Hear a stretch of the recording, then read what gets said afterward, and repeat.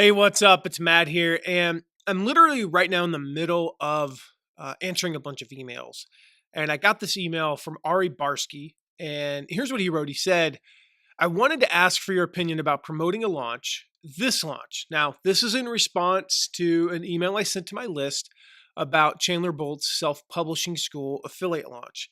And if you're curious about that, go to mattmcwilliams.com/SPS launch and you can sign up for Chandler's affiliate program. He's got a launch coming up here soon. And as he has them twice a year, typically in the winter, right after the new year, winter, maybe early spring, late summer, fall. And he's got an evergreen program and it's awesome. So mattmcwilliams.com/SPS launch. Anyway, back to Ari's question. He says, I have a question about your opinion of promoting this launch, twice a year to the same list. I promoted Chandler's last launch about 6 months ago. Should I promote only to new subscribers or to everyone? And if for all, how do I make it not look repetitive and nagging as this is not a fresh offer? And I almost started typing a response to Ari, a quick response. I was like, you know what? Wait, somebody else has this question. Yeah, isn't that how it always is? Life is like seventh grade algebra. I found that when I was in algebra class, if I had a question, inevitably after class, I would raise my hand. I would be the one bold enough sometimes. Sometimes I wasn't.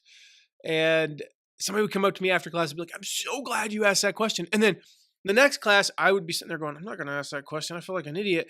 And then somebody else raised their hand. I'm like, thank God he asked that question because I was wondering the same thing.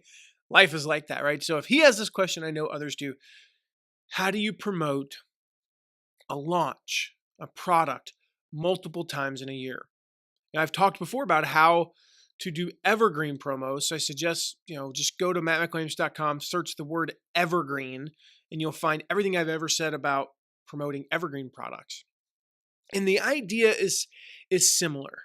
The idea is similar. So in this example, I'm going to answer Ari's question specifically. There's about 6 months, again, twice a year, 6 months between promotions. It's the same launch. It's the same product. It's the same pretty much launch sequence. There's going to be an ebook, probably a video series, some webinars, an open cart and a closed cart. And so the offer is generally the same. So who should that promote to? Or who should he promote that to? Well, definitely to people who have joined your list since the last promotion. So people who maybe in the last promo, you kept out people who'd been on your list less than a month. So to those people, and then, up to say a month prior to this promotion, whatever you do, whoever you want to promote it to as far as that goes. Secondly, I would send it to people who didn't open the emails you sent from the last one, especially if your emails weren't if they weren't topical, meaning, an email like, you're coming today, right? Great email, but it doesn't say, do you want to learn how to self-publish your book? If they didn't open a bunch of emails about self-publishing your book, it may just be that they're not interested. And they're like, skip, skip, skip. But it may also just be that people weren't available then, in the 10 or 15, 17 days that you were promoting SPS. They might just not have been available. I know I have, on occasion, when I've had to dig into a specific subscriber issue or something like that, I had a guy the other day email me and just like, he sent me a Twitter message. He was like, I haven't received any of your emails for a month. Like, well, that's weird. I mean, okay, are you on my list? And it turns out the reason was he had a duplicate email address in our system. And when we manually removed it, we accidentally deleted both. Oops. Big deal there, right? And this guy's like a big fan. Like, I deleted one of my 1,000 true fans. That's, if you've heard the 1,000 true fans idea. I deleted one of them. Bad idea. So as I'm digging in, one of the things I happen to notice about him, and I've seen this, probably 4 or 5 times a year, is that he'll go 2, 3, 4 weeks without opening. And if you look at his open rate, say for the month of January, it might be 0%. And then in February, it's 82%. And then in March, it's 75%. And then in April, it's 20%. And then in May, it's 100%. He's all over the place. That's how we are. I haven't opened an email. I'm on a lot of email lists. I haven't opened an email from a list in probably 2.5 weeks about the span of a launch because I'm busy right now. I'm in a busy season and I've got a lot going on. So I haven't opened those emails. So I would definitely do new subscribers. I would definitely do unopens.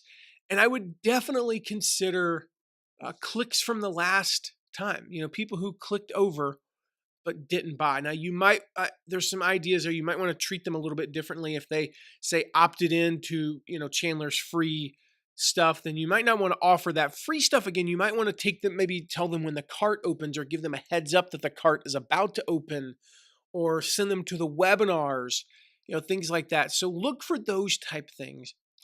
The other thing I would keep in mind is, unless they specifically said, I'm not interested, you should have an opt out for a specific campaign. If they said, I'm not interested in this subject matter, don't bother them. But it may have, 6 months ago, they were in a different place. Well, especially we're talking about publishing books. 6 months ago, I didn't want to publish a book. Then, I'm talking about me. I had no interest in publishing. I kind of thought about it, but it wasn't going to be an immediate thing. I wasn't going to publish a book like tomorrow. Then I had lunch a couple months ago with Carrie Oberbrunner. I left that lunch going, okay, how do I get this written tomorrow? Like, oh my gosh, I'm ready to publish this. And, you've heard me talk about it. The affiliate effect, all about running an affiliate program of your own, is going to be coming out. Don't have a date yet, but that's what I'm talking about. Like, I was in a different place 6 months ago. So is your audience. So again, this applies to anything. Think about it. You promoted a weight loss product 6 months ago. Well, maybe they just weren't that interested. Maybe 6 months ago, you promoted a how to start a blog course and they weren't interested in that. So just keep that in mind. Yeah, if you want to play it safe, segment it, but I might consider at least 1 or 2 or 3 of those emails going to everyone. Maybe I would probably send them, if there's an ebook, I'd send them an ebook, I'd send them the video series, and I'd send them the webinar, and then segment from there. And then treat those people who were unopened from last time or weren't on your list from last time a little bit differently, be a little bit more aggressive with them. So Ari, hope that helps you. And I hope this helps you who are watching. If you ever have a question like Ari, just go to asktheaffiliateguy.com and submit your question there, and make sure to mention your URL, and I will mention it on one of my episodes. So there you go. Thanks a bunch. I'll see you in the next episode.